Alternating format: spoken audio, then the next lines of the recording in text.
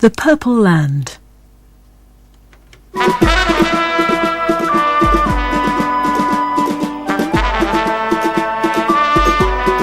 In the spring of 1869, when this tropical paradise was blooming with civil war and revolution, I found myself in Buenos Aires, penniless and in love with an Argentine heiress.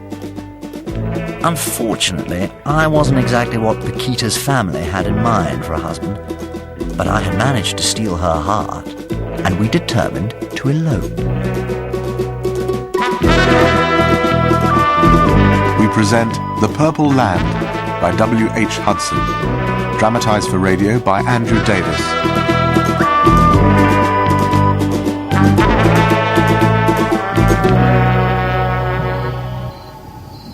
Paquita. Richard, you came! Darling, Here, my bags! Oh, right. And Sancho? What? No, absolutely no pals. But it's Sancho! He loves me! All right. Oh, thank you, Richard! Quiet now. Shh, pass me the cage.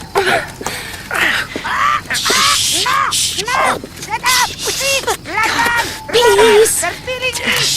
Please, Sancho, it's all right. You're going on your holidays. Bring his neck. No, he's only frightened. Quickly, Richard. I see you! Come on. You damn scoundrel! Now you die, huh? I kill you! Come on. I'd never really hit it off with my father-in-law, and in the circumstances it seemed wise to put some distance between us. Come on. Todos a bordo, Montevideo. Todos a bordo para Uruguay. On a board that's going aboard, Montevideo. On a board. Montevideo is just across the river, but as the River Plata is 150 miles wide. We've done it! A new land, a new life together. Are you happy, Paquita? Yes, I am very happy. We kissed, and then we found we wanted to kiss again. It was becoming imperative that we should be married at once. By virtue of the authority invested in me as master of this vessel, I now pronounce you man and wife. You may kiss the bride. I also may kiss the bride.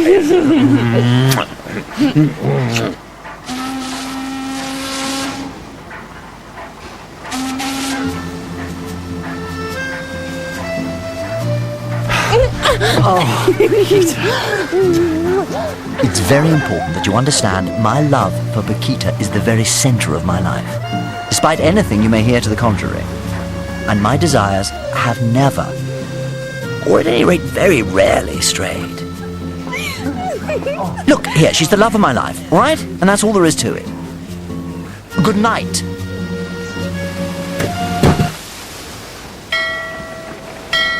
Todos a tierra, Montevideo. Montevideo, all ashore, who's going ashore? Paquita, what is it? Don't you like being married? I was thinking about my mother and father. They will never forgive me. Oh, of course they will. In time. They love you so much, how could they not? But where there has been the greatest love, there is often the greatest bitterness, I think. My aunt, Isidora, she was my mother's dearest sister, but they quarreled. Nobody can remember what the reason was. She went away to live in Montevideo, and they have never spoken since that day. Really? Montevideo, you say? But this is Montevideo. Oh, yes, so it is. So we can pay our respects. And perhaps stay with her for a while till I find some employment. Yes, perhaps we could. Do you know, Paquita, I'm really glad you mentioned this. I've been wondering how to tell you, but we haven't enough money for an hotel. Yes, I thought that might be the case. If I didn't have a plan, do you think I would have run away with you?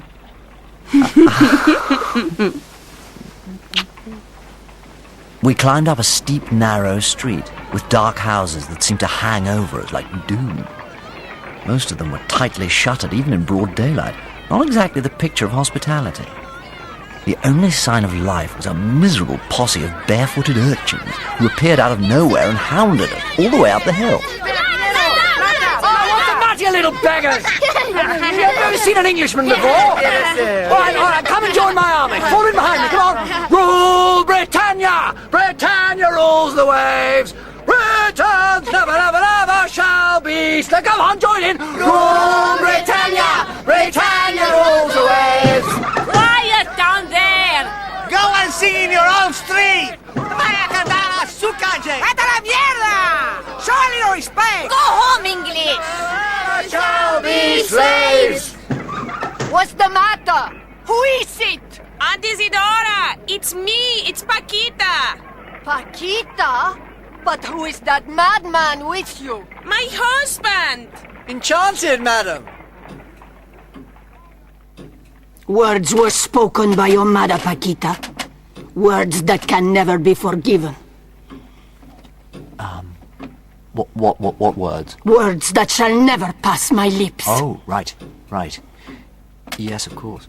But you see that They shall never pass my lips, because I have forgotten them. I am happy to welcome you here, my dear. And you too, Senor Lamb. I was loved once too, and wished to marry. But we will say no more of that. All my hopes and dreams lie in ruins.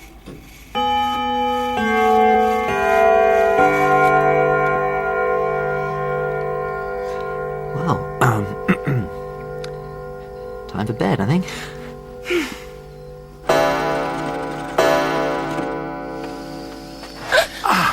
Oh, Paquita! Oh, Paquita!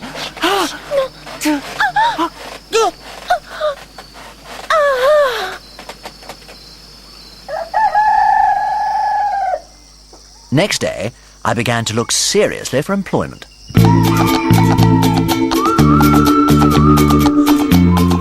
I am very sorry, Mr. Lamb. In happier circumstances, I'm sure I could offer you a post commensurate to your abilities. Never mind my abilities, I'd consider anything at all. My poor young man, we're in an economic crisis here. We have not begun to recover from the effects of the late revolution, and in consequence, business is in a complete state of paralysis. There's nothing to be done. If at first you don't succeed, try and try again. My dear Mr. Lamb, I wish I could help you, but the fact is, the country is on the brink of another revolution, and in consequence, business is, of course... In a complete state of paralysis. Exactly. Oh, what a country! Ignorant, benighted, fearful, superstitious, paralyzed by plots and conspiracies. Richard, what are you doing? I'm cursing this benighted country, this horrible city. These stupid people who won't give me a job so that I can feed myself and my lovely wife. Oh, city of fools, I damn you all to hell! Will you come in for supper now? Never will I break bread again in this accursed... What is for supper, actually? Boiled mutton, pumpkin, sweet potatoes, and sweet corn. Yes, well, perhaps I might take a little something, I suppose. And Richard? What? Aunt Isidora says she has found you a position.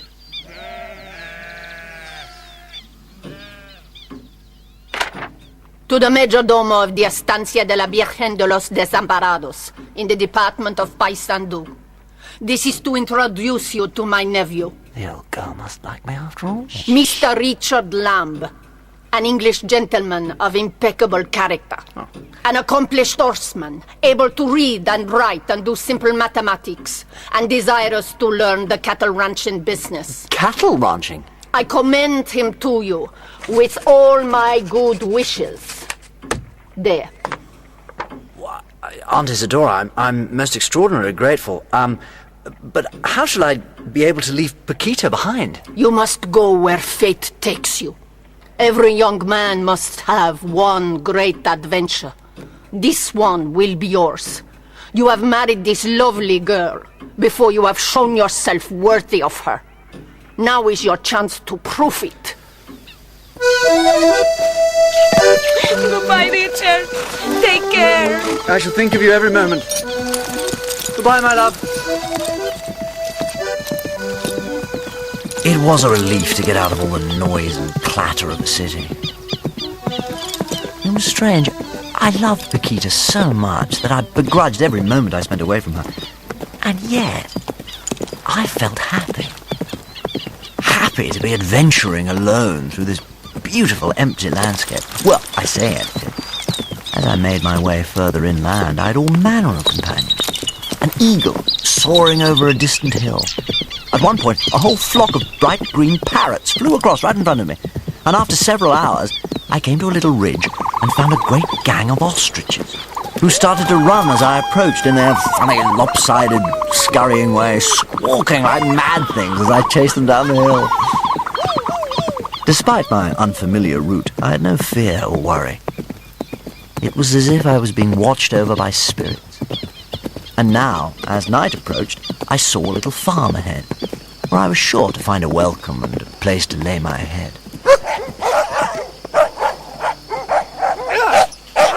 All right, boys. All right. All right, calm down.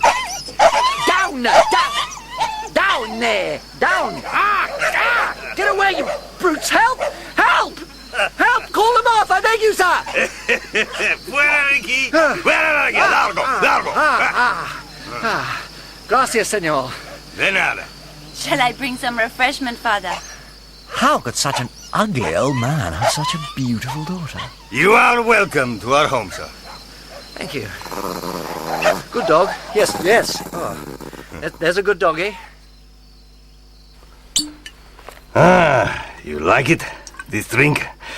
My wife, she make the best mate around.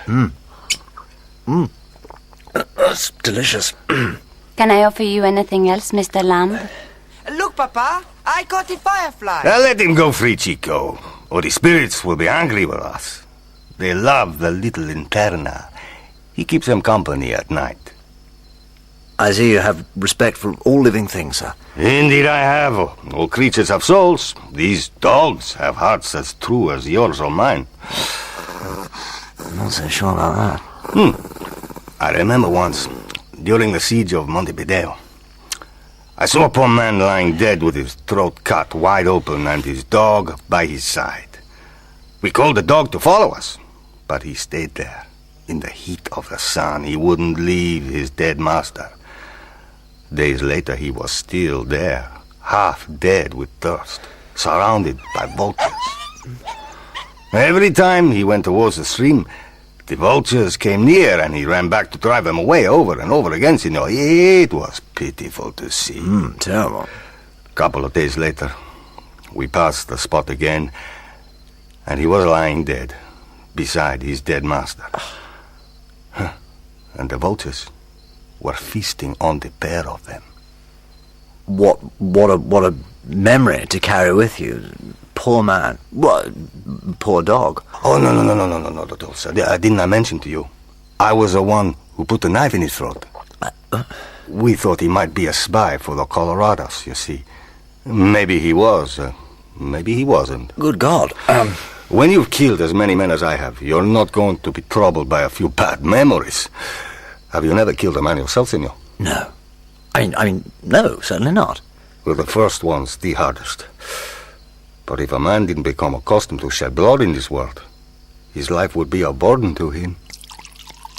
I wished I could be on my way, but the girl was already making up my bed in the corner of the room.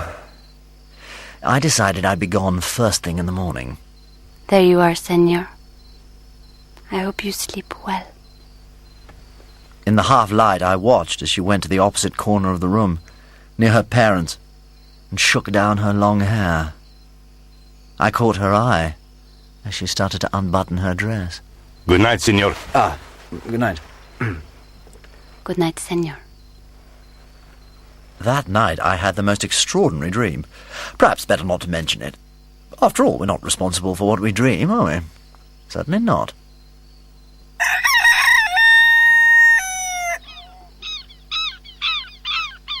Buenos dias, Senor Lamb. Buenos dias. Morning. Perhaps today you would like to see a little Horse taming. Oh, you're a tamer of horses, senor? No, not me. Him. What, him? All I could see was an unshaven, middle-aged gaucho in a filthy poncho sitting at the table scoffing his breakfast. But he spoke like a gentleman. A pleasure to meet you, young man. You will be with us when the great day comes, I think. Right, yes. Now, to work. In the corral was a beautiful young stallion, quite wild, with a savage look about him. Hey. Hola, guapo.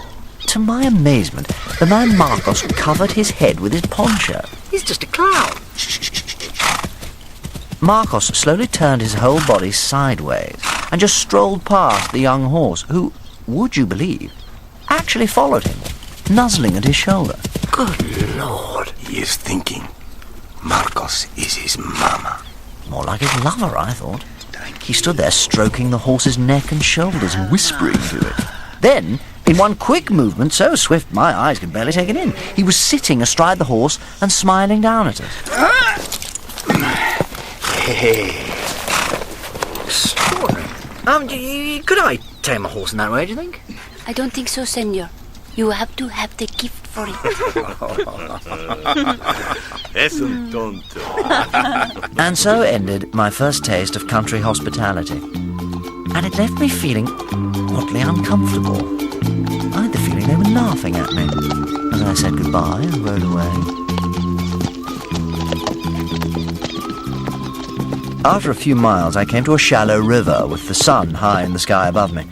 On the other side was a beautiful meadow covered in wild flowers. I set my horse free to graze and settled down to have a bite to eat myself.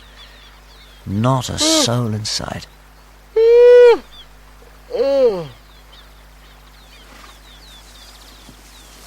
I woke up to find a little group of wild horses standing just a little way off, staring at me. Very slowly, so as not to scare them, I sat up. They were still looking at me, not wanting to come too close. Slowly, I took off my shirt and pulled it over my head. Hola, pretty one.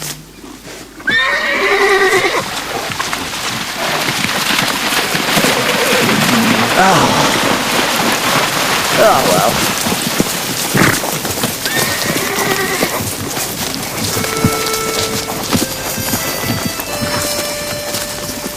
As dusk fell, I came to a lonely estancia. I hung back a little, watchful for savage dogs and homicidal herdsmen, but all I saw were figures moving in and out of the humble cottage in the gloom, taking in washing, tending to children. By the look of it, this place was home only to a family of women. I looked forward to a peaceful and gentle welcome. Stand still! Throw down your guns! Signora, I have no weapons. I'm an Englishman, a traveller in your country. All I ask is a place to lay my head for the night. Are you a Blanco or a Colorado, senor? No, neither, Signora. Just a peaceful traveller, as I said. Spying for the Colorado Stuta. Kill him. No, wait a second. Sí, mátalo. No, parece dulce y bueno, mira. No, mira, sí, cuidado. Very well, senor. She has a soft heart, that girl. Monica, here's yours now. Guard him well.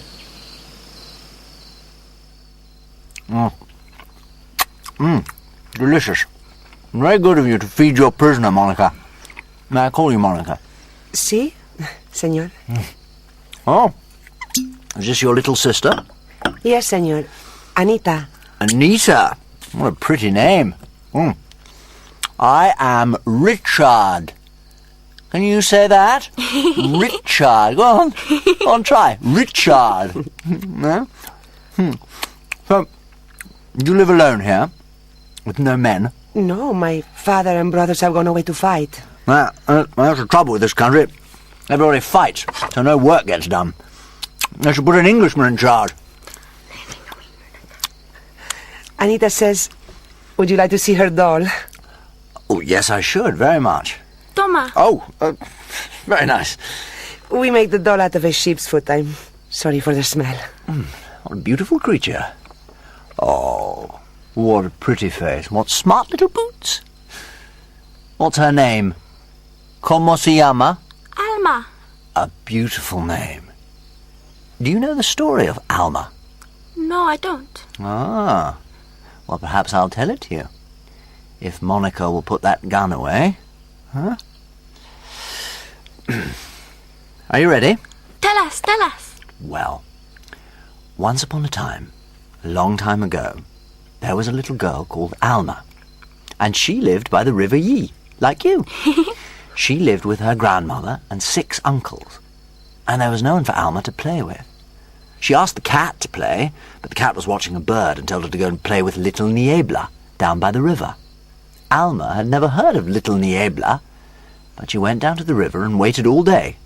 But no one came, and so she sat under a tree and started to cry. Oh, poor thing. But just at that moment, a beautiful little girl, dressed all in white, came flying out of the mist towards Alma. Niebla! Yes, and she held out her hand to Alma, and Alma found that she could fly over the water too. And they played together till the sun came up and the mist dissolved. And every day after that, Alma went down to the river and played with Niebla. And they became best friends in all the world. But Alma never told anyone about Niebla, so no one ever knew her secret. But you know, senor. Yes, and now you do too. And Monica. Yes, and Monica. Anita, bedtime. Can I have a kiss? The little girl kissed me, and made her doll kiss me too. I wondered whether Monica would refuse if I asked her for a kiss as well. But as a married man, I dismissed the thought from my mind. I slept soundly that night with no worrying dreams, I'm glad to say. But in the morning... Anita's gone! Well, have you seen her? Anita! Anita! Oh, God, I think I know where she is. Quickly, come on!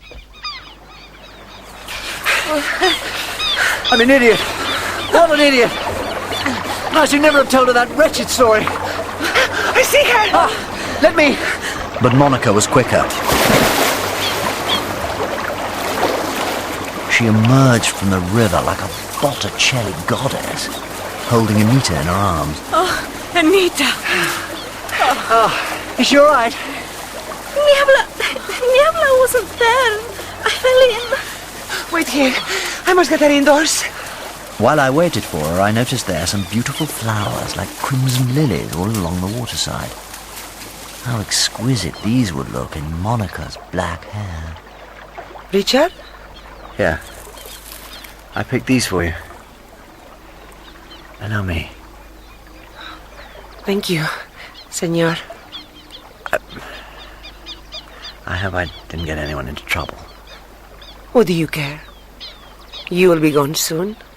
Please, you mustn't be angry with me. Tell me what I can do to make you happy. Tell me another story. Stories bring trouble. What about the story I told Anita? Well, she's just a child. I am a woman. What story would you tell me? It would be about a stranger who meets a sweet, pale girl by the river with a red lily in her hair. And she asks him for a story, but he can think of nothing but love. And then? What happens? I don't know. I do. He goes away. And she never sees him again.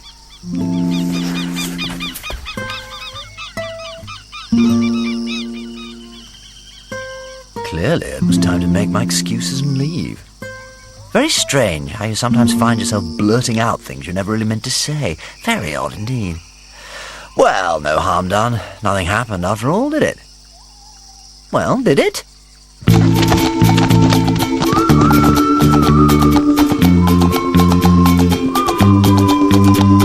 I was at last nearing my destination.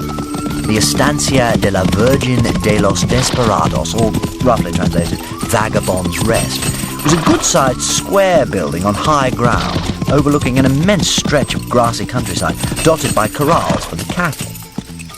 The absence of greenery around the house gave it an uninviting aspect, but no matter. When I came to have authority here, this could quickly be changed. I soon found the Major Domo's office. You're welcome, Senor Lamb. But tell me, what do you think you can do for us? Well, sir, I'm an English gentleman of good family. I'm a younger son and so must make my own way in life. I wish to learn the cattle business. Serving in a supervisory capacity, perhaps, until I've got enough experience and capital to start my own enterprise. A supervisory capacity? Yes, that's right. Keeping the books, overseeing the men, making sure the work is done right and so on. It's the kind of thing that Englishmen are doing all over the world. You want to take my job? Oh, no, good Lord, of course not. That's good. Because if you did, the gauchos would laugh at you. You ride like a girl. Perhaps you're not familiar with the English style of riding. I'm actually thought to be rather a good horseman. You may join the agregados. What does that mean? You live here without charge, and you receive no wages. But all the meat you can eat. It's a good life. Many men choose it for want of a better one. You see, that wouldn't do for me. I have a wife in Montevideo. Take it or leave it, senor. My dear Paquita, as I had very little choice, I took it. They have put me in a sort of dormitory with all the other agregados, but I'm sure this is temporary. No doubt in a few days the Major Domo will recognize my superior qualities and promote me to a salaried position and my own room. And at least I shall be learning the cattle business. My first day out on the range. A fine day for it. The gauchos were rather an elegant bunch and clearly thought well of themselves. The agregados were mostly ragged and scruffy. Naturally, I rode up ahead to take my place with the gauchos. I ate it. Morning, gentlemen. Gringo stupido. ¿Qué haces por aquí? He rides like a girl.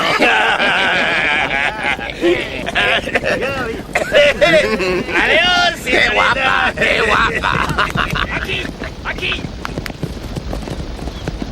As the days passed, I began to find my feet. I saw that, far from being menial, there was a kind of poetry in this world. The great herd tamed, moving inexorably forward now through the tall, bleached grasses, and the men riding easily behind, silhouetted against the oranges and reds of the setting sun. I felt at one with them, at least for a moment. And I dare say, I was already riding more like a gaucho. Breakfast time. All of us agregados congregated in the kitchen, where the cook, a huge black woman, tossed us great strips of roasted beef to cut with our own knives and eat with our fingers. No tables, chairs, or cutlery. We ate like a pack of dogs. And there was nothing but roast beef or boiled beef to eat. Breakfast, lunch, and dinner every day of the year. Some of the men were dancing, and I was drunk enough to join in. I was happy. I no longer wanted to boss or manage these fine men. I was proud now, just to be one of them.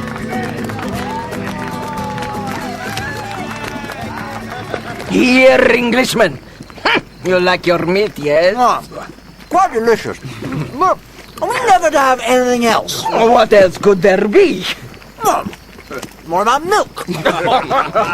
Milk is for baby. Eat your meat. Tomorrow I intend to capture a cow and milk her.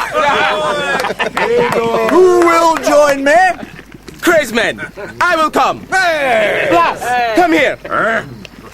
Will you lend us your lasso, Blas?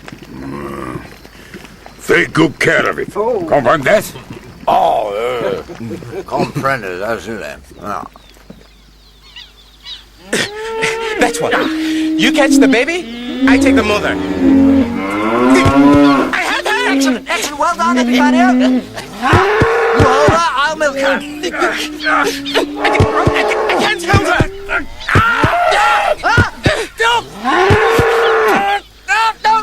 No, cut the lasso!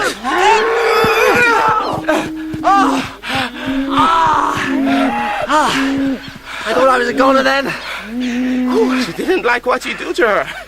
She think you're very rude, man. And Blas will not be happy we break his lasso. Leave it to me. I'll explain. Look here, old chap. I'm very sorry, but we had a bit of an accident. What have you done to my lasso? What can I do with this? Well, not much, I suppose. I really am sorry. Be careful, Richard. You dare to laugh. I make a lasso out of your English height. And suddenly a knife was glinting in his fist. Really, let's be sensible, please. Oh, God! Catch! I caught the knife that Epifanio threw and waved it wildly as the big man leapt upon me. I shut my eyes and... When I opened them, I saw I had slashed a cut right across Blas's cheek. You fight well, Englishman. I waive my claim to the lasso.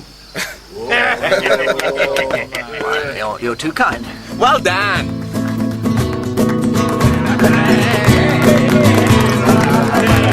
Signor Lam. Yes, Major Turbo. You leave the estancia tomorrow morning. Early. Leave? I don't follow you, old chap. I think I'm just beginning to get the hang of it. It would be wise. Already your fame is spread. Your fame as a fighting man. Even now the best fighters in the country begin their journey to the estancia to find the English knife fighter and challenge him. And the next time you fight, you have to kill your man. Your honor will require nothing less. That's absurd. It is the custom of the country. If I leave, where am I going to go? How am I going to live?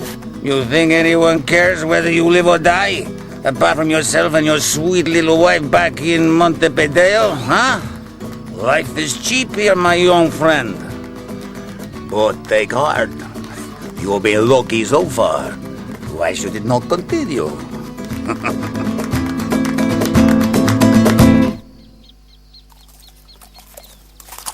I was aiming in the direction of Montevideo as best I could. I'd lost faith in finding paid work in the countryside, and I longed to see my Paquita again. I rode for hours in a hot sun. Then, in the distance, I finally saw a sign of life, a little pulperia. There were 2 horses tied up outside, nothing to signify a roaring trade, but at least I'd find some refreshment.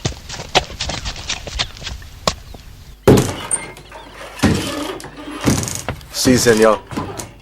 Por favor, deme poco de pan y una sardina o dos y poquito de vino. Oh, I was becoming quite fluent. Down the other end of the room, I saw 2 men, the younger one twirling a revolver in his hand. The other appeared to be dead drunk, his head falling in a plate of food before him. I thought I'd keep up with the lingo, just in case they were on their way to the estancia to fight the notorious Englishman. Yeah, better safe than sorry. Buenos dias, senor. Don't see what's so buenos about it. Come on, Cloud, old chap. Time to be on our way. Good God, you're an Englishman. I don't see what damn business that is of yours, sir. Well, I'm an Englishman too. So you are. You're absolutely right. Wake up, Cloud.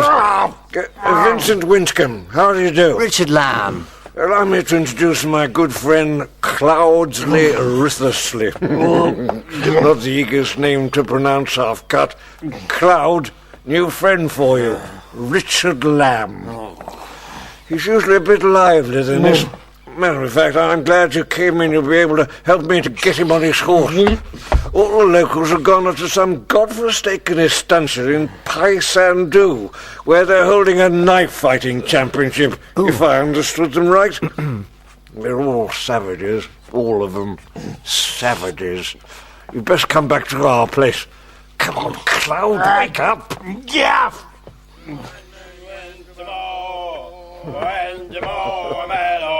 9 men, 8 men, 7 men, 6 men, 5 men, 4 men, 3 men, 2 men, and his dog who went to mow a meadow.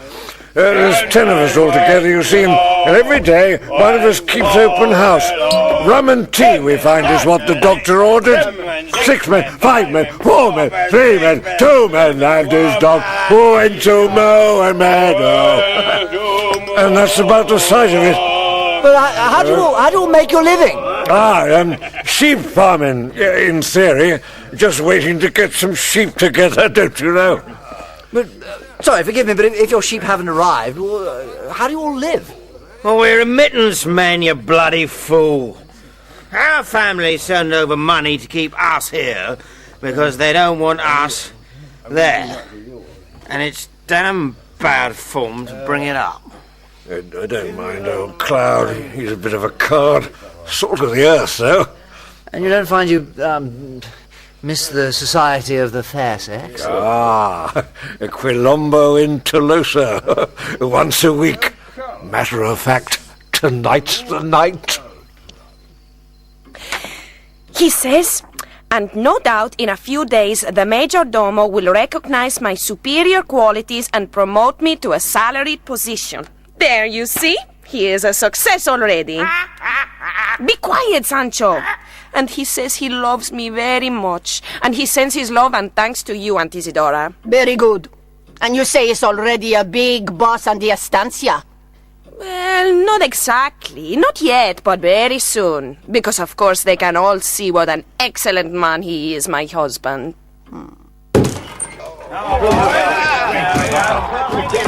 Here we are, then. The best little brothel in Uruguay.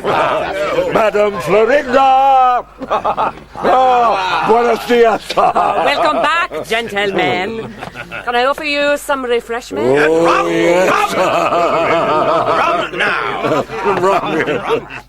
This is about the only business going in Tolosa. Everything else is closed down. Waiting for the revolution, don't you know? Here comes the bill of fare. 5 females of indeterminate ages and various sizes came in and sat on a little raised dais. Tonight we have Carolina, La Guapa, Maria, Hola, chiquito. Bonita, Venga, mamita. her virginal young sister, Muy Bonita. Never had merchandise been so falsely labelled. Better get in sharpish if you see anything you fancy, old boy. It's not compulsory. No, good God, no, not at all. I thought you said you liked women. Oh, my mistake. Excuse me. Lady Bonita, may I have the pleasure? Vengo conmigo. I know what you mean, old boy. Sorry, what? Women. Snare and delusion. I don't like them either. Well, actually... I like chaps. Give us a kiss. No, you misunderstood. No! Righty. All right. Try to befriend a chap.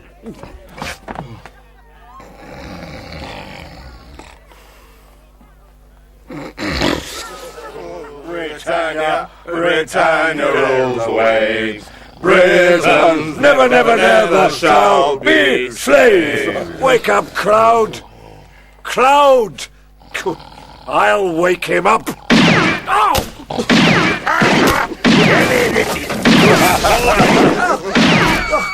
Gentlemen! For God's sake, stop! You kill him! Sit down, you damn fool! Get out of the line of fire, sir! No, I shan't! You're too drunk to aim straight! Lamb!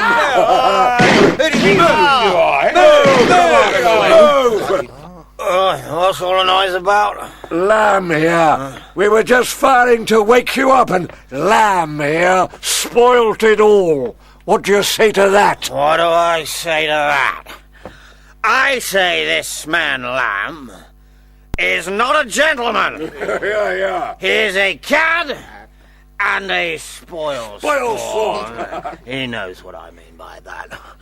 And I say he should leave now. Yes, I'll leave with great pleasure. If this is how English gentlemen behave, I am proud to be a cad and a spoil sport. Good night, gentlemen. Good night. And goodbye. Goodbye. Rule Britannia. Britannia rules the waves. Britain never shall be slaves. Damn! I'd forgotten my horse was still at Winchcomb's place, 20 miles away. I started to walk, and walk, and walk. I still wasn't there by sunrise.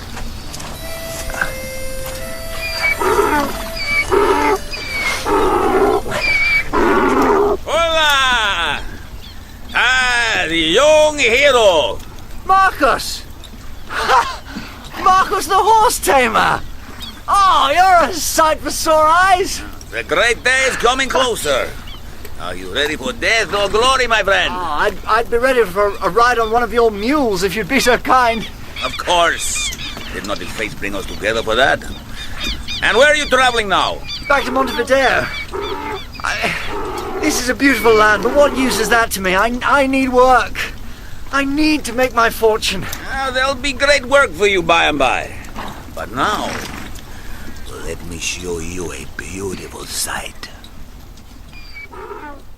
We came to a neat rancho with a wide corridor supported by wooden pillars, standing amidst a bower of fine old weeping willows. Is this it? Very nice. Wait. Patata! Marcos! You are very welcome! Buenos dias, senor! Buenos dias, señor! This is my good friend, Mr. Lamb, who will be with us on the great day. And be careful of your wife, Patata. All the girls and women, they fall in love with him. And as for your daughter, do you think we should risk letting him see Margarita? Hey, well, I promise now. Where is she? In the willow grove, over there. Go and see if I told the truth or not. I walked into the willow grove, and there she was, a vision of loveliness, delicate and fair as an angel. As I watched, she reached up into one of the trees on tiptoe. There were 2 baby doves there, a little out of reach. Buenos dias, señor. Buenos dias. Can you help me reach them? Oh, gladly. There. Thank you. She cradled the baby doves in her arms, and I stared at her spellbound.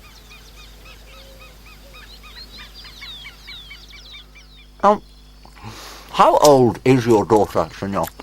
She is but 14 years old, sir. Oh, really?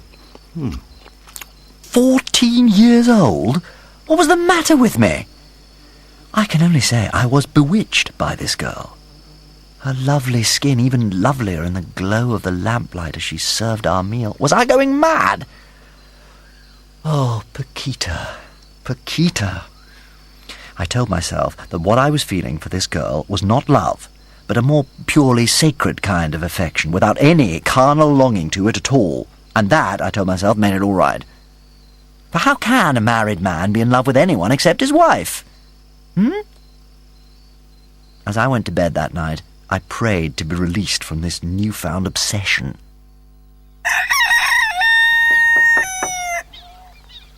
Good morning, Mr. Lamb. Good morning, Margarita. Tea? Oh, Lord. Let me guess what you're thinking, Richard Lamb. You are wondering perhaps how such a rare flower could have sprung from such humble loins. That was one of the things I was thinking, yes. What if I were to tell you that she is not Patata's daughter, but mine? I'd say that was just as unlikely. Look in my eyes, Richard. Once upon a time I was a young man too, and as handsome as you. If you say so, Marcus. And now, I'd like to find her a fine young man to love. Perhaps you would like to be that man? She's only 14. She is ready. No, not possible, I'm afraid. Why is that? And I don't believe she's yours to give in any case. But what if she is? And I must travel on tomorrow. So many reasons not to do the thing you most want to do. And what is that? Make love to that young girl, of course. Why I didn't simply say I was a married man, I shall never know. But at all events, I managed to resist the almost irresistible offer, and we left next morning. Marcos insisted on coming with me, although I would have rather been alone. I didn't like the way he seemed to know more about me than I knew about myself. As we rode away, I had to look back, just to glimpse her sweet face once more. When I turned around, Marcos was grinning from ear to ear.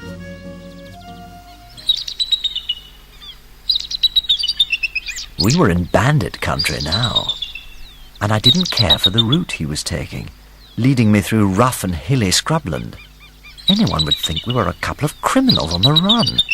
Look here, Marcos, wouldn't that valley be pleasanter for us and easier for the horses? Ah, but you see, that river is called the River of Grey Hairs. Anyone who travels through that valley grows old before his time. Caramba! What's the matter?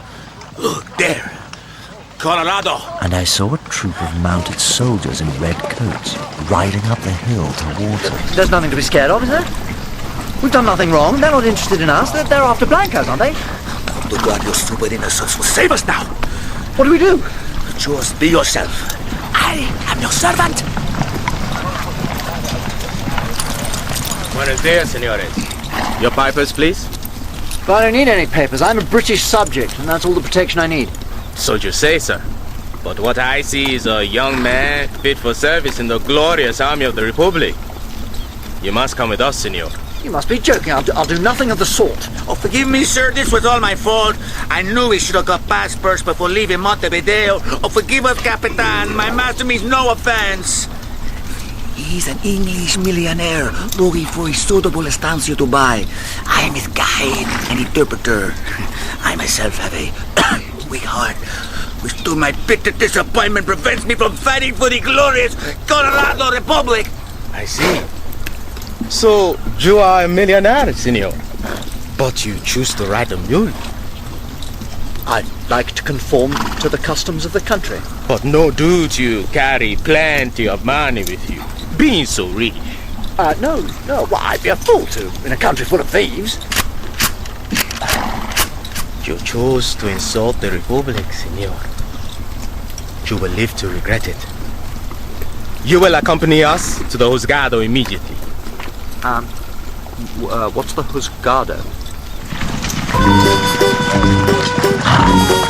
The Juzgado turned out to be the local magistrate, a fierce-looking little man called Don Fernando Juez.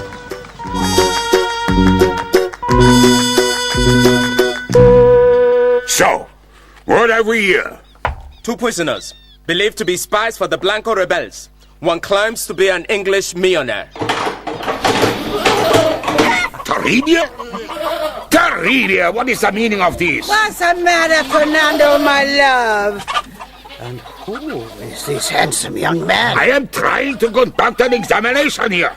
Get the chickens and goats out and go yourself. No! We will all be very good and quiet.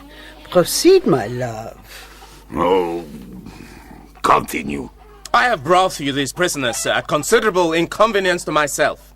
I suggest they be locked up in the stocks while further inquiries are made. I suspect them of being dangerous spies. Balderdash! I confess that I'm not a millionaire. But I am an Englishman of good family, a guest in your beautiful country, and entitled to some consideration. How beautifully he speaks. And yet he is a Blanco spy. How sad to put such a fine young man against a wall and shoot him. My God, you're not going to do that, are you? Silencio! The case is not proved yet. Take them to the stocks. I will examine them further tomorrow. This hearing is concluded. Senor Juez! Hear him, my love. Such a beautiful young man. Senor, I beg you to show a little consideration to a traveller. I promise to remain in your custody, but let it be as your guest, not suffering the indignity of the stocks. Please, my love. Oh, very well. Senor, you are my guest for the night.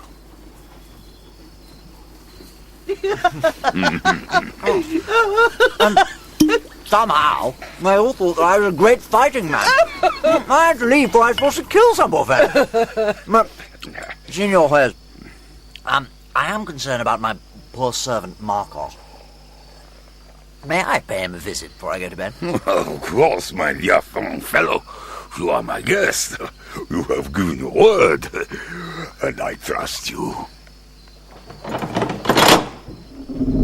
Just came to see you all right. Very kind of you. Did you eat well? Yes. I feel rather bad about it. They stood me a jolly good dinner. Your Going to be able to get to sleep in that position? You're a strange sort of Englishman, Richard Lamb. Really? What do you mean? You have some feelings for your fellow man. You should beware these feelings, my friend. The British Empire was not built like that. No, I suppose not. Still, is there anything I could do to make things easier? Well, you see these dogs? They fasten with a simple padlock. If you could get the key and open it, I could sleep well. Then in the morning, before anyone else is up, you can come and turn the key in the lock again, and no one will be any wiser. You're not thinking of escaping, I hope. How could I escape? The room would be locked. Yeah, I suppose you're right. But how could I get the key? Why don't you get a moment alone with the good senora and ask her? I think she'll let you have anything you ask for, Richard, at a price. Well, I haven't got anything to bribe her with. Haven't you? Well, maybe she'd let you have it for nothing.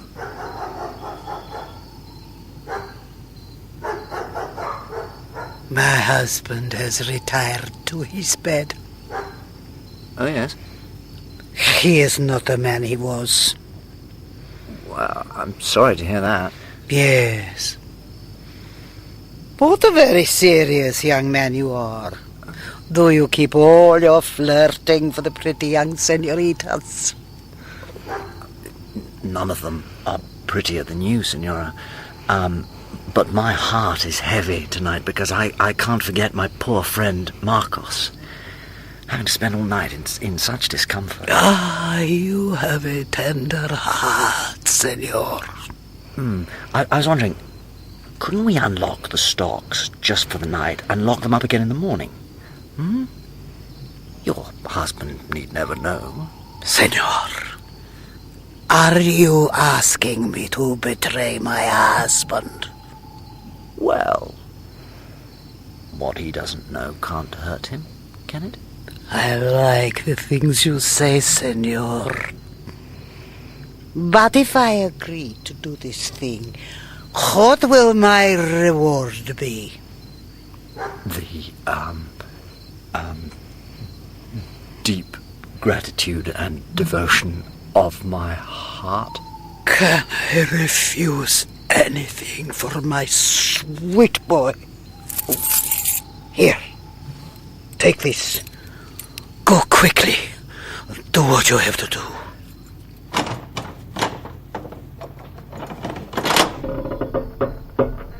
You have it. Ah, excellent. You are a true friend. Well, hurry up. Unlock me. Ah, what pleasure. Now I am free to enjoy a good night's rest. I shan't forget this, Richard Lamb, when the great day comes. But perhaps your reward will come sooner? Right. Good night. Now I shall show you where to sleep. Come. Here we must be very quiet. My husband sleeps in that room. And here we are. Thank you, Senora. This looks most comfortable. Yes, it is. Very comfortable.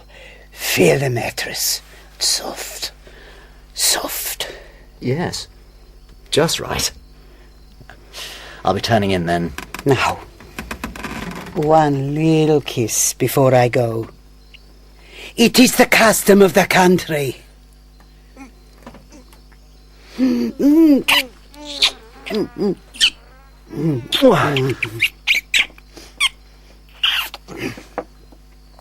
There. Now you and I have a little secret.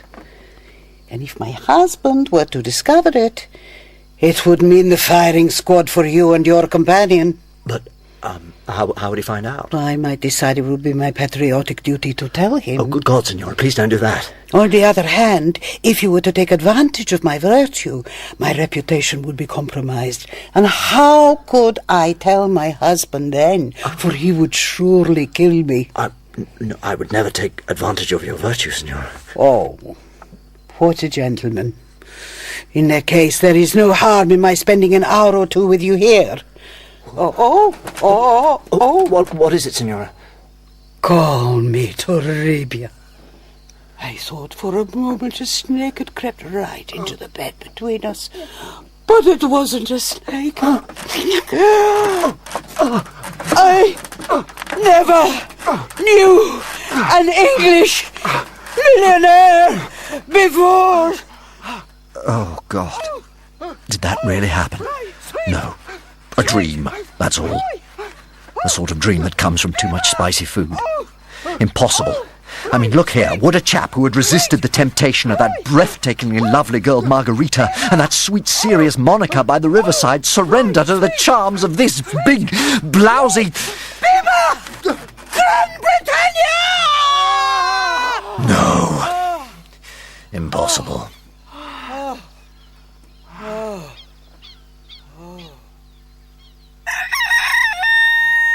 Ah, Senor Lamb.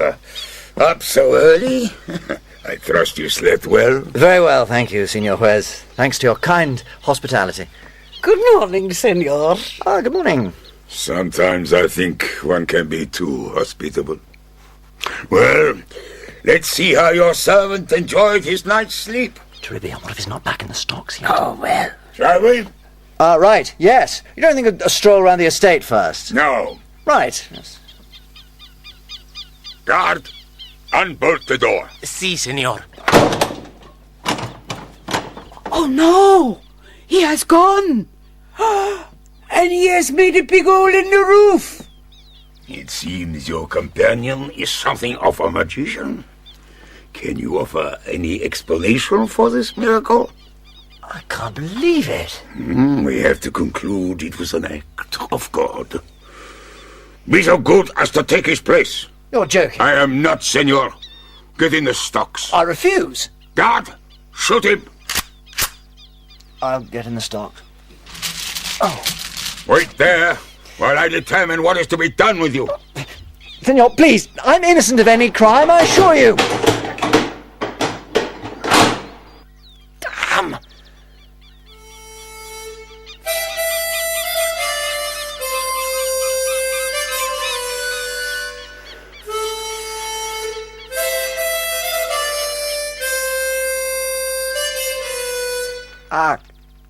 God!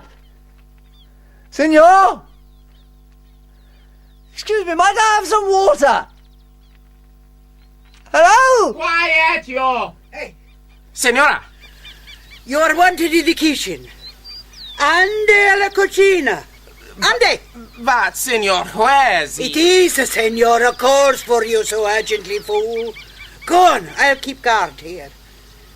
Well, go on then, quickly, ande. Si, senora. Ah, the deceiver. Look at him there. Toribia. So all the time, my sweet, you were planning your friend's escape, and you made me your instrument. And I thought you had feelings for me. I did. I do. Feelings of the utmost respect and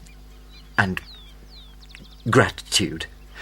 I had no idea he was going to escape. And tenderness. And tenderness, yes. I believe you. Thousands wouldn't. Now, do you know what I have here? Oh. It is a key. Now, shall I let him out or shall I not? Please, Signora, I know you're kind and merciful. But also I am a woman in love. Perhaps I shall keep you chained here for the rest of your life, and then I shall know you will never leave me. I'm not sure your husband would approve of that. No, that's why he sent me to release you. One last kiss. Oh.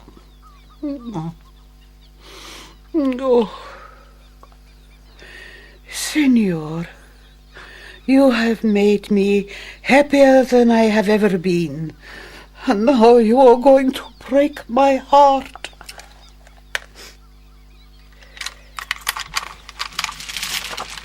There. Now you are free. You can't wait to be rid of me, can you? Believe me, Signora, I shall always think of you with gratitude. And? Tenderness. Good boy. A little present for you? I really am. Here. My husband's spare revolver to keep you safe on your journey. I don't think he will notice he is gone. Normally he does not notice much. Thank you. And look what we have out here. Whose horse is that? Yours, if you care to take him. My husband had him prepared for you. Your husband? He has his pride. You couldn't bear to see me look at you with eyes of love. Go now. Go and forget your Toribia. But she will always remember you.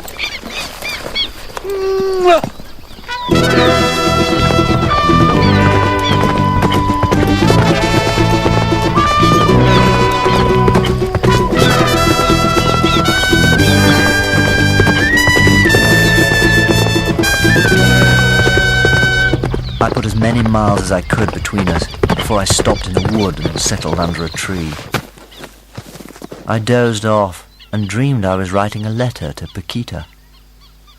My dearest Paquita, what I wanted to tell you was, sometimes in the course of duty, or to help a friend, or perhaps simply out of politeness, a man has to, not that he wants to, no, but it just seems that he has to. Oh, Lord, you don't understand, do you? Then, in my dream, I saw her standing before me and heard her brave reply. Of course I understand, Richard. A man has to do many things, and I have heard that a man can love many different women in different ways and still be faithful to his wife in his heart. But oh, Richard, I think it would be better if you didn't tell me a thing about it. Paquita, my love, I think you are absolutely right.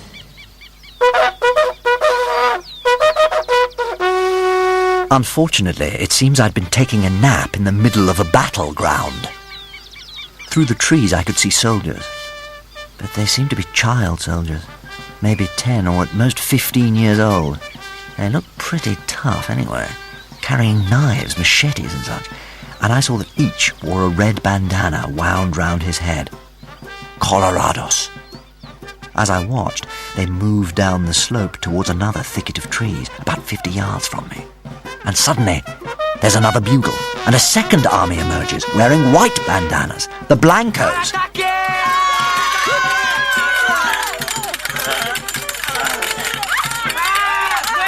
In less than a minute, nearly all the combatants were down, only 3 of the Reds left alive. Then, one of the Whites staggered to his feet and hurled himself at the enemy in a desperate last attack. They all closed on him and forced him down. 2 of them held him, while the third, who couldn't be more than 12, raised his machete high in the air. Stop! Stop, for God's sake! And to my amazement, they all stopped and ran away. And then, all the dead boys got up and ran away too. Oh, right, I get it. Blancos and Colorados. Very funny. They've got my horse! My horse! Come back here, you little devil!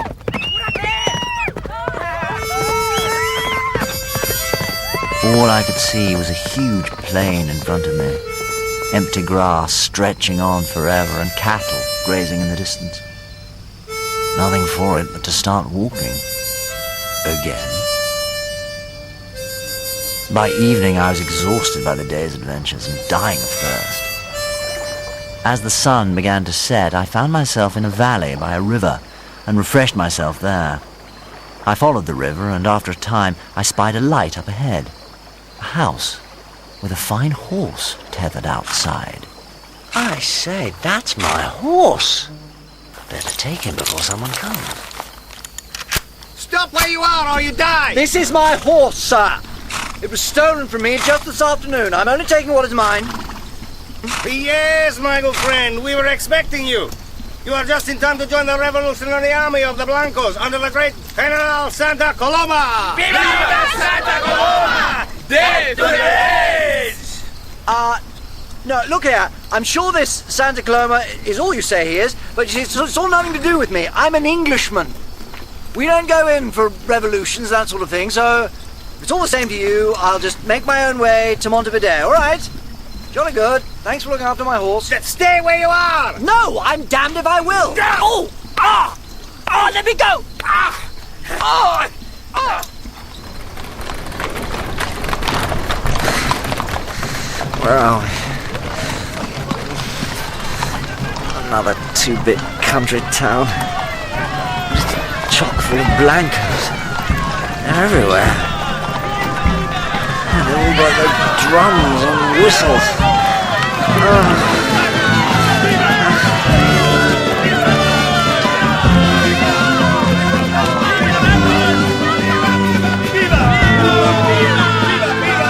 Don Sinforino Alde presents the contingent of the Estancia of Sinforino. Also, one suspected Colorado spy. This man here. I surrender. Stop that noise. Take him to the Casablanca. The General wishes to interrogate all spies himself before they are shot.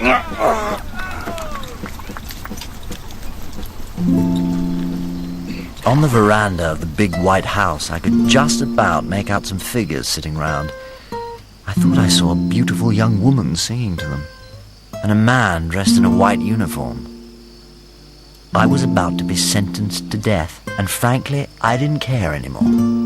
I just wanted to lie down, ideally at this lovely woman's feet. Don Sinforino, you are welcome. And who is your prisoner? He claims to be an Englishman, but we believe him to be a spy for the Colorados. When we invited him to join the glorious revolution, he tried to escape. Bring him closer. What have you done to this poor man? General, I appeal to you. I am not a spy. I know that very well, my friend. What's the matter? Don't you know me anymore? Marcos! Yes! That was my name when you saw me last. Now I can repay your kindness. Don Sinforino, this young man is a friend of mine and a hero of the glorious revolution. It was he who enabled me to make my great escape from Las Cuevas. Oh, please, senor. Have a sip of this. Here, let me help you. Oh, brave hero. Really, there's nothing. Don Ricardo, you must stay here at my house until you are ready to continue your journey.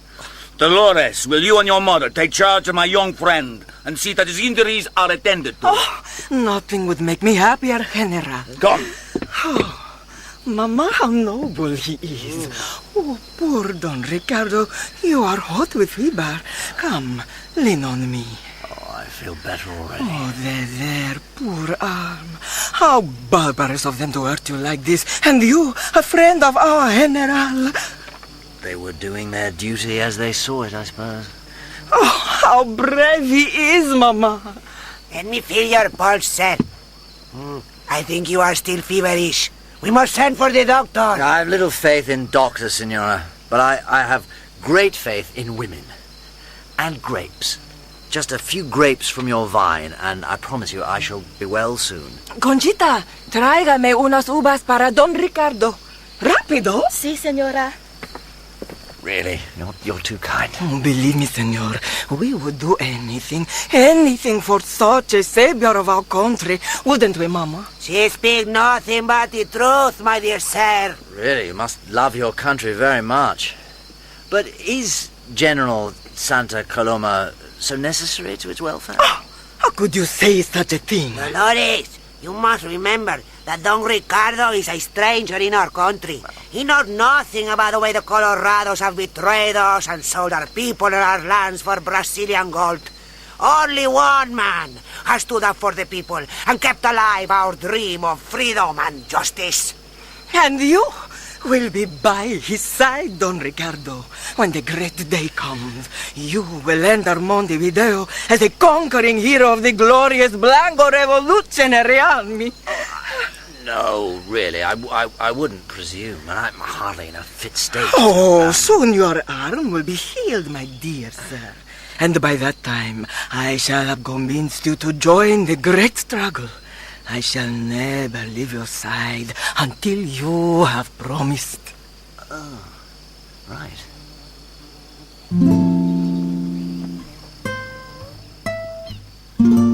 Before long, I was well enough to walk in the meadows with the lovely Dolores.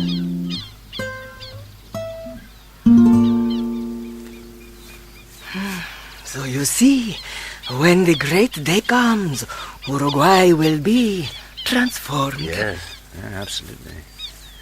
Let me just tuck this flower behind your beautiful ear. Oh, no. Why won't you listen? I'm listening to every word, believe me. Then why won't you join our cause? Because your country is not my country. I'm an Englishman.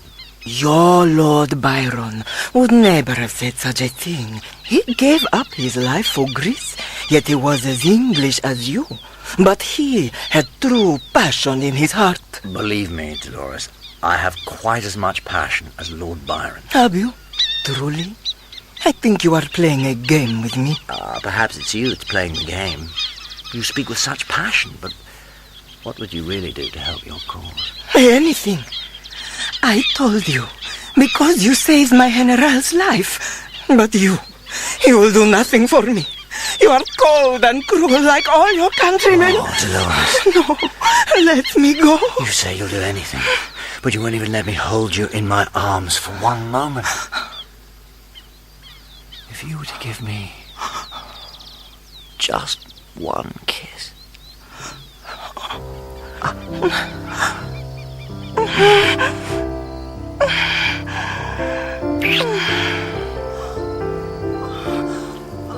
Strange how that one kiss never seems quite enough.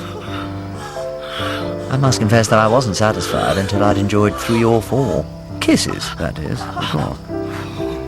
Strange how distance and time plays tricks with one's feelings. On the one hand, my heart was in Montevideo with my dearest Paquita. On the other, there are some things, I believe, that are best not gone into. Or if gone into, best not dwelt upon. At least by married men. Don Ricardo, buenos dias. Richard, my friend, you are recovered? Your arm is strong and well again? I believe it is. And I've made a decision. I've decided that I wish to join you in your great cause and fight by your side. Excellent! Dolores, what is it? What is it? What's the matter? So, you're going? Wasn't that what you wanted? After what happened between us? What am I to do? Oh, go! Why does this always happen? Every time I give my heart, they go off and get themselves killed. Every time? Get themselves killed? Come with me, Richard Lamb.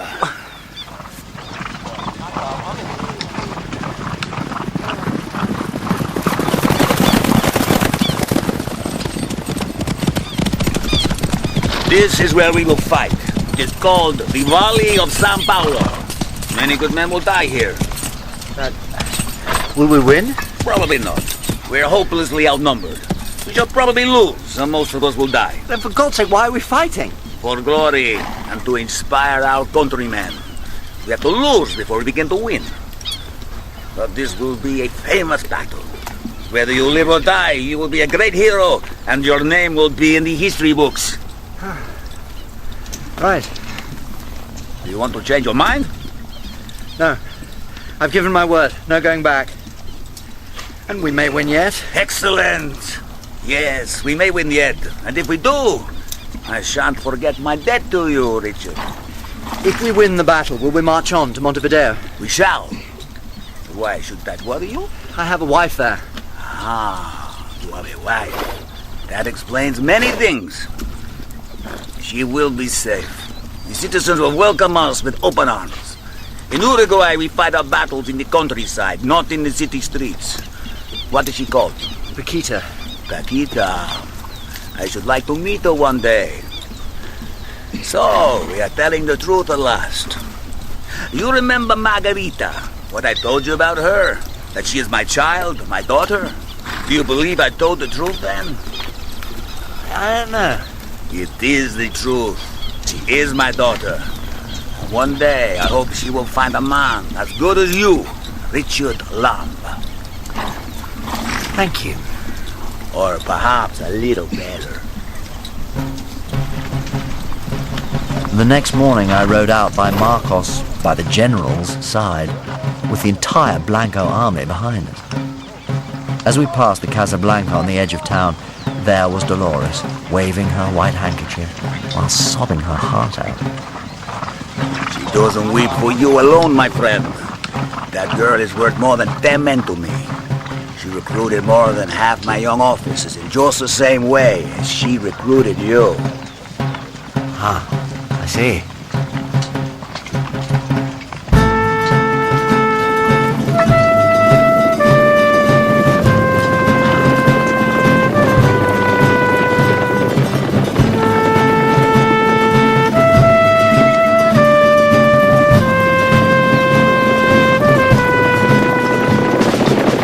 We made our stand on high ground just over the San Paulo Ridge.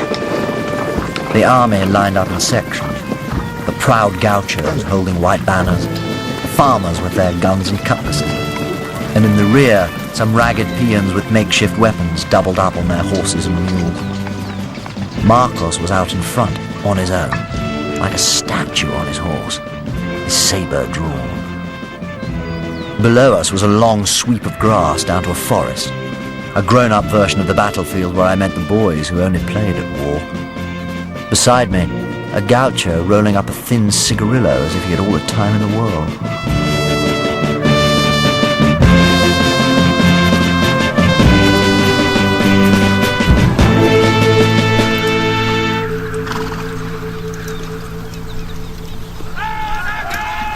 Then, suddenly, the Colorados came out of the woods below and charged up the hill towards us. Our Mary, pray for us sinners. Santa María, Madre de Dios, ruega por nosotros pecadores, ahora en la hora de nuestra muerte.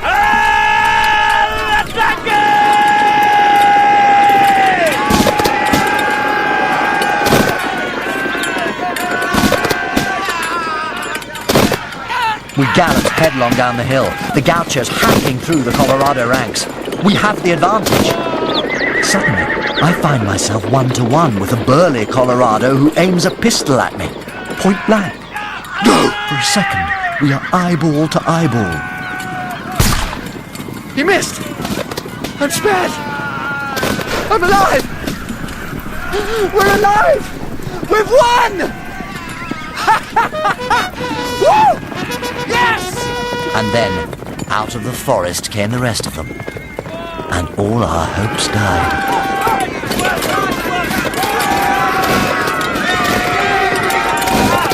Help me, God! He's on your heels. Come on, Capitan. Time to save your skin. So I ran for it. Look here, it was my first experience of battle. If you think you would have acquitted yourself better, well, good luck to you. You're welcome to try, next time you get the chance. I rode hard till evening, and at length came to a little pulperia in the middle of a barren plain. As I came close, a prudent impulse made me take off my white scarf and tuck it away. Buenas tardes, señores. 4 men playing cards, and one was sporting a red scarf. ¿Qué desea? Una copa de vino, pan, unas sardinas. I sat at the little corner table. One of the men began to stare at me. Not the one with the red Colorado scarf, one of the others. A burly man in a poncho. Salud, señores. Then the man in the poncho got up and walked towards my table. Hey, Gandara, are you in or out? The man said nothing, just continued to stare at me. I was, by now, feeling most uncomfortable. Well, your health, senor? And then, in a split second, he had a knife to my throat. Don't move. I've no wish to move, sir. But why should you have anything against me? Because you're a rebel, I've seen you before. You're Santa Coloma's man. I saw you at San Paulo. My dear chap, I'm an Englishman. A traveller. You're making a very serious mistake. Come and tie this bastard up. We'll take him to the Alcalde and see him shot. Nah, tie him up yourself if that's what you want to do. Don't kill him now, it's all the same to me. Senores, I appeal to you. I'm an Englishman. A peaceful traveller. But I should tell you I have powerful friends in Montevideo. Maybe you better let him go, Gandara. I think maybe you made a mistake, huh? I tell you, I saw him. I had the bastard in my sights. Oh, God. He remembers. I knew it. I can't say I planned this, but in that moment, as he turned in triumph to his friends, I dropped my wine glass, grabbed my revolver from my belt, and shot him. Right in the middle of his chest. Stay where you are, or you're dead men! Si, senor.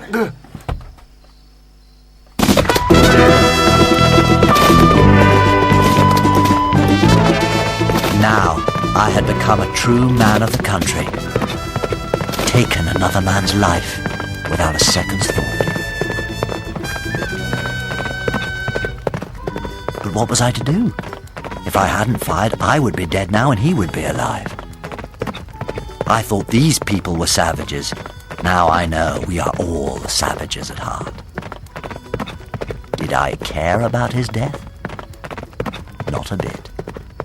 All I felt was joy that I was alive and he was dead. Yes! Yes!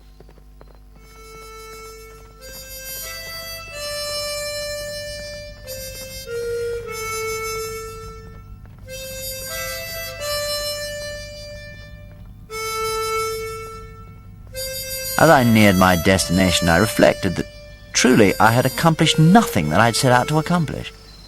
I might be able to rope a calf or ride bareback now, but what good was that to my wife? I'd no more money than I had when I left Montevideo.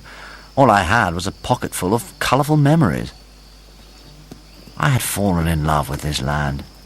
The earth stained purple with the blood of its people. The people I had taken for savages.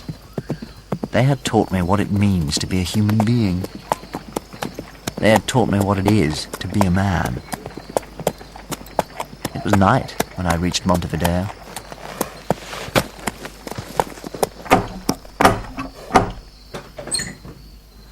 Richard! Oh, Paquita! Oh, Paquita!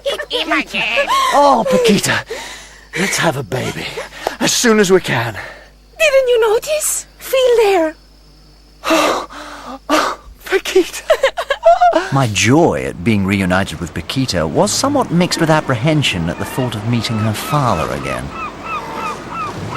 We made ourselves as presentable as we could and prepared ourselves for our ordeal.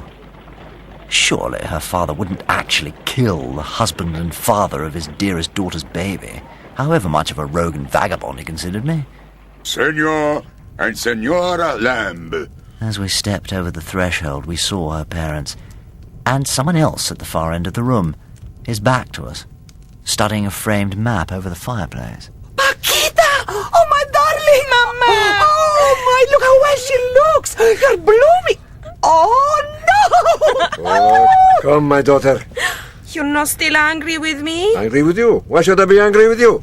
Senor Lamb. Sir, I can explain. I am honored to welcome to my house a gallant hero of the Blanco Revolution.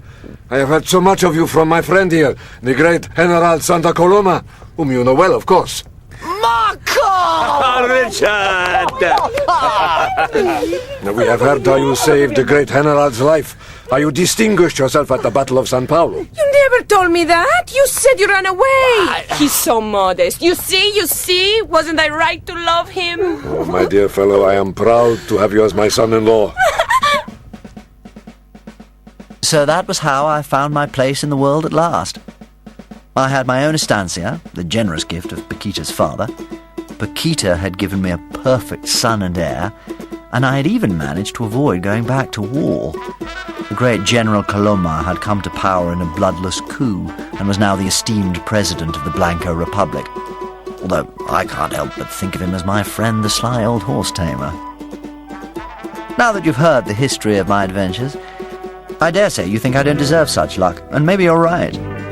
But we all have to take our chances in the lottery of life, and the world is overflowing with good things for those who go out to find their destiny. All I can say is, I found mine, and I hope you find yours.